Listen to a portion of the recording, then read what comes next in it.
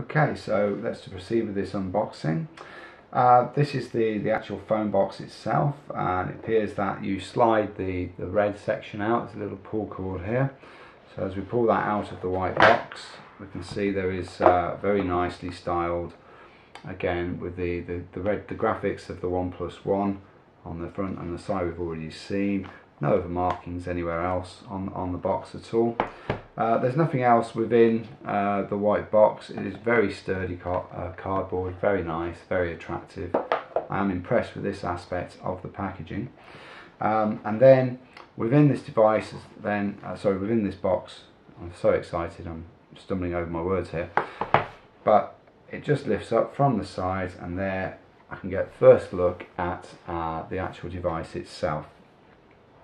Now there's a little pull cord here, a little bit of cellophane here to pull to lift, which will then free the device from its packaging. And my first impressions of touching it is that this back panel here feels very, very organic. I don't know if you can see the texture with this the resolution of my camera, but it's almost living. It feels like rock. You kind of want to look at your fingers and see if there's sand or something coming off on your fingers, but it feels very, very, say, organic and natural, and quite unlike any other phone I think I've ever felt before.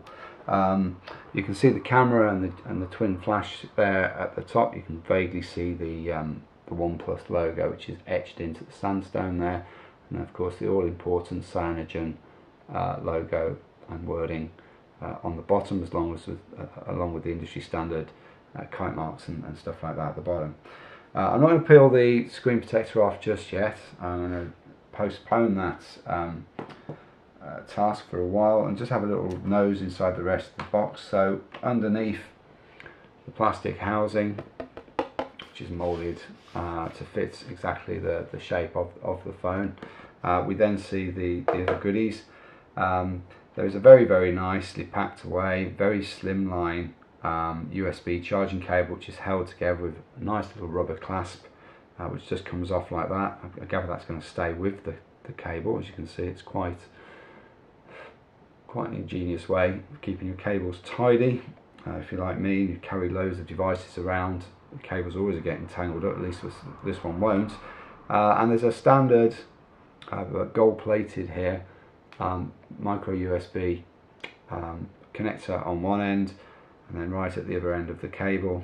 This really is quite a solid cable. So you can see the thickness of it. It's quite durable. It's a very ingeniously designed, very sexy looking USB connector with, again, gold plates. Now again, I'm sorry to keep going back to it, but this looks quite nice. Whether the practicalities of having this style of being very flat and thin but thick across USB cable, charging cable will actually work, I don't know. But I have to come back to the fact that this charging unit is so ugly. I'm sorry.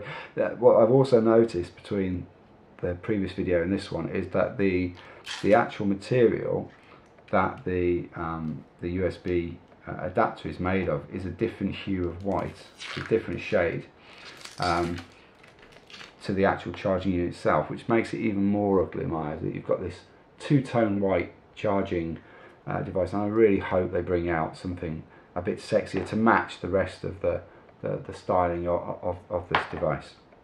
Anyway, rant over about that.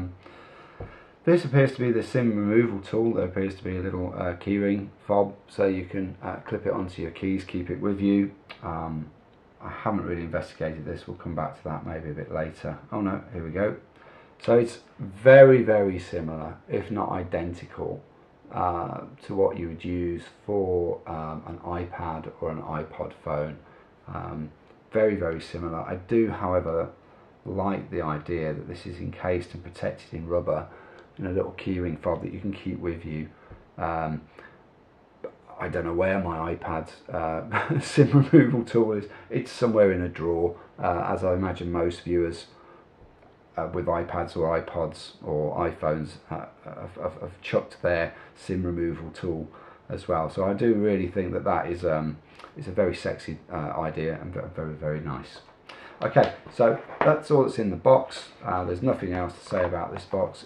I mean, I like it. I think the red and the white, the whole styling, the branding, it is lovely. The box feels premium. The feel of the phone feels so different, so new, and a bit refreshing really from the standard metallic or molded plastic cases. This feels very, very different, and I'm looking forward to getting to grips with it. Okay, so that's the unboxing of it. Next up, I'll actually turn it on, charge it up first, turn it on, and we'll have a little play and look at the Cyanogen functionality.